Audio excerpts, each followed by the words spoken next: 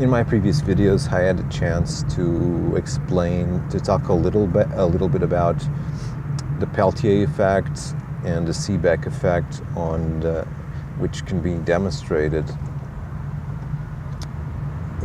using the thermocouple devices. Today, more and more, there is the need to design, to create products. For example, I'm driving home, I'm spending fuel, gasoline, which it's a fossil fuel. It's bad for the environment. The combustion engine, the design that we know today, is around for ages. You know, it was invented late 19th century, and essentially the key principle of the internal combustion engine, the basic building blocks of the combustion engine are still the same. You know, there haven't been really what I could call significant changes to that design. There have been improvements in the late 80s, early 90s. The electronic fuel injection in gasoline engines started to become not usual, you know, more and more used instead of the carburetor design, and it proved to increase the efficiency of cars, to better explore the differences in fuel, in octanes of the fuel, and this provided some benefits in terms of carbon emissions, in terms of other chemical emissions like nitrous oxide and stuff like that. But also in the actual fuel consumption, the mileage that cars can produce. It has been beneficial in all those aspects. But nevertheless, an internal combustion engine is a terribly inefficient machine. In general, a gasoline engine can only deliver like 20 or 30% of its power, put it on the wheels. This is terribly inefficient. This is very bad. Today there are better options. Okay, even if we take the fossil fuels as an initial starting point, there are many other approaches that would seriously, dramatically improve the efficiency of cars.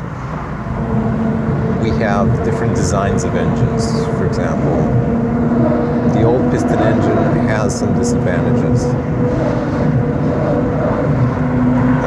While it is relatively inexpensive to manufacture, it has many moving parts.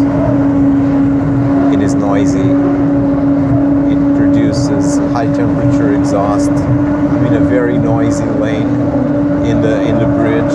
This lane is basically not made of asphalt. It's just metal. It's just a metal grid.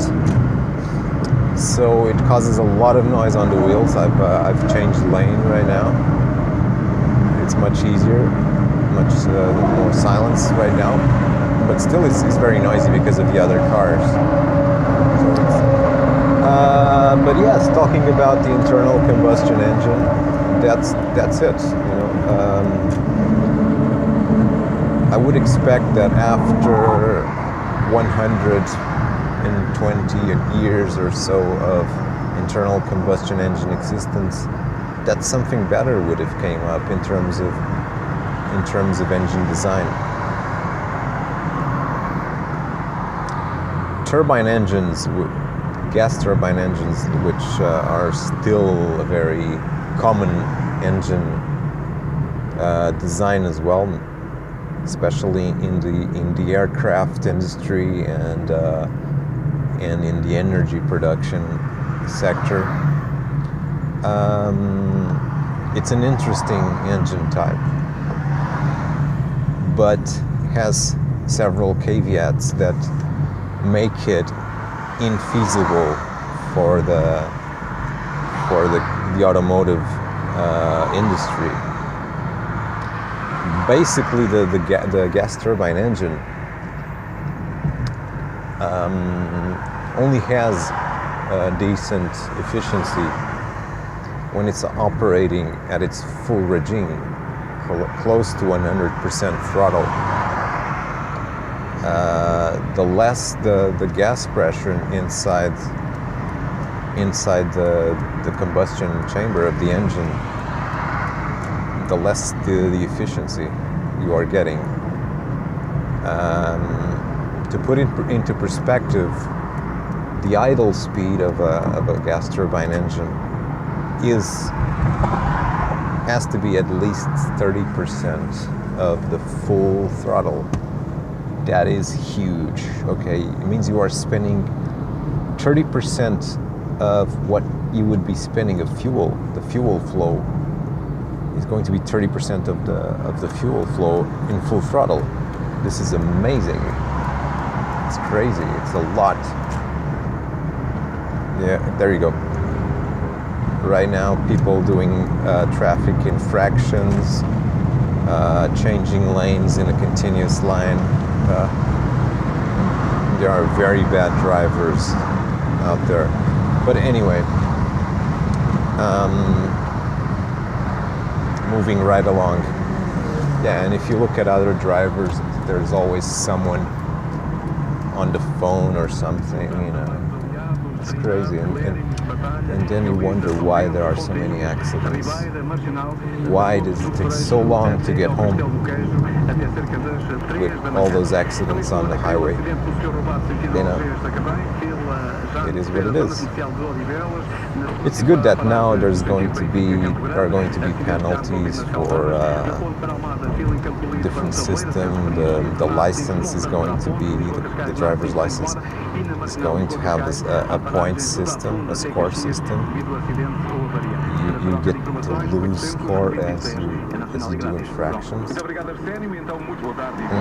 if you get down to 0, you won't be allowed to drive. Okay. So it's basically a good thing, because that way you're going to see more responsible drivers on the road. But anyway, about engines and stuff, it's what it is. I mean, it's pretty obvious that there is today a very strong lobby between the oil industry and car makers. You know, it's a marriage. There's an interdependency between both.